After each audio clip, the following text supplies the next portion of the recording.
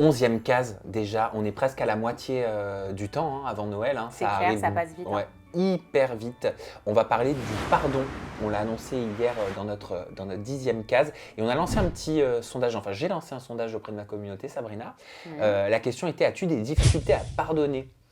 On nous a répondu oui à 64%, non à 36%. Donc il y a une majorité de personnes qui n'arrivent pas à pardonner. Après, c'est vrai que moi j'ai lu aussi des choses sur le pardon, le pouvoir du pardon. Mais est-ce que tout est pardonnable? Ça reste quand même une question que je me pose. Des fois, on est face à des situations, j'ai pas envie de les citer, mais Oui, tellement inadmissibles qu'on se dit mais c'est impardonnable. je comprends. Bon, alors là, pareil, on va bien expliquer qu'il y a le pardon face aux autres et le pardon dont je vais beaucoup parler aujourd'hui, c'est le pardon vis-à-vis de soi. Parce qu'on a beau pardonner tout ce qui se passe, l'extérieur, les situations, même l'impardonnable, comme tu le dis, ou en tout cas, pardonner, ça ne veut pas dire oublier. Hein. Oui. Ça, c'est très important. On n'oublie pas, mais pardonner, c'est s'octroyer la possibilité d'être en paix. Parce que si on se maintient dans une situation où on cultive justement ce qui a été impardonnable, inconfortable, on reste enfermé. Donc on ne peut pas être dans l'apaisement, on ne peut pas se sentir libre, on ne peut pas se sentir bien. Ok. Donc c'est très important. Cas extrême que je te pose, Dis-moi. si vous êtes concerné, vous n'hésitez pas à nous le dire dans la barre de commentaires. J'ai été abandonné par ma mère. Admettons, je suis une personne, j'ai été abandonné par ma mère ou par mon père étant enfant. En grandissant, je n'arrive pas à pardonner ça. Comment pardonner ça? Alors, forcément, on n'est pas maître de ce qui s'est passé, puisque tu le dis toi-même, c'est une situation où on a été abandonné, donc on subit cette situation qu'on n'a pas choisie.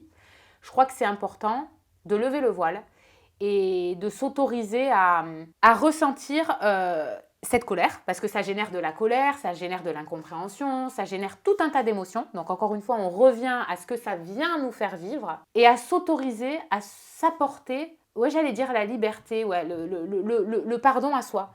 Dans cette situation, par exemple, je n'y peux rien si j'ai été abandonnée. Pourquoi je reste enfermée dans une situation où je ne peux rien faire? Je n'ai aucun contrôle. Je subis ça. Et on revient sur l'autoflagellation. Je me fouette, je me fais du mal pour une situation au final dont je ne suis pas responsable. Donc, on pourrait dire, la personne, par exemple, si elle a fait un chemin, dans l'exemple que tu as donné, elle finit avec le temps par se dire, peut-être qu'ils n'ont pas eu le choix, mes parents, peut-être que c'était, je ne sais pas, dans des situations tellement particulières qu'il n'y avait que cette option qui s'offrait à eux. Donc, c'est une manière on va dire, d'accepter et de comprendre, en comprenant d'accéder à du pardon vis-à-vis de l'extérieur. Mais le plus dur, c'est d'aller justement se pardonner à soi. Se pardonner d'une situation dont on n'est pas responsable. Oui, parce qu'encore une fois, et on en a parlé dans une précédente case, il y a aussi la culpabilité qui peut se rajouter avec. C'est là qu'on comprend que tout est lié dans ce calendrier de l'Avent. Tout est totalement lié. Okay. Je vais te poser une question. Est-ce que tu dirais que tu pardonnes plus facilement l'extérieur que toi-même? Oui. D'accord. Oui, pour ma part, j'ai tendance à plus pardonner les personnes extérieures que moi-même. Qu'est-ce que tu te dis quand tu finis par les pardonner? Qu'est-ce qui t'amène à les pardonner? Cette conscience de m'apaiser, de me soulager en fait, parce que sinon j'ai remarqué que ça me faisait des émotions qui ne sont pas agréables. D'accord, donc c'est une manière de te protéger. C'est aussi une manière peut-être plus que peut-être d'ailleurs, j'allais dire de t'honorer, mais en tout cas de te procurer de la paix. Oui, c'est-à-dire que tu as compris qu'il n'y a que toi qui pouvais le faire et que si tu alimentes une situation qui s'est produite de toute façon dont tu n'as pas le contrôle, là tu le comprends, puisqu'en pardonnant, tu comprends que tu n'as pas le contrôle. Ouais. Donc tu vois que tu sais lâcher prise. Petite parenthèse. Mais ce que je veux dire par là, c'est qu'en pardonnant aux autres, tu t'offres la possibilité d'être en paix. Et ça, c'est un des plus beaux cadeaux pour moi. Enfin, il y en a plein d'autres cadeaux, mais ça fait partie d'un très très beau cadeau que l'on se fait. Pour une personne, par exemple, qui a été trompée dans son couple, mais qui décide, parce que c'est un choix aussi, tu dis on a toujours le choix, qui choisit de continuer son couple avec cette personne, comment pardonner ? Comment passer à autre chose dans une situation comme celle-là? Comment arrêter d'être focus dessus? Comment arrêter de rabâcher tout le temps les erreurs passées à une personne si on fait le choix de continuer à être avec elle? Eh ben, je vais revenir sur ce que je t'ai dit, mais c'est très important. Ça dépend ce qu'on veut. Se poser la question, qu'est-ce que je veux? Est-ce que je veux être en paix ou est-ce que je veux être en guerre? C'est une question fondamentale parce que être en guerre, on sait tous le faire. On sait et on le fait à la perfection, je crois. Être en paix, c'est s'accorder justement cette fluidité et cette ouverture en fait.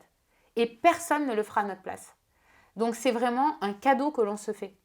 Et ce cadeau-là, non seulement il va intervenir à l'intérieur de nous, mais il va pouvoir rejaillir sur l'extérieur.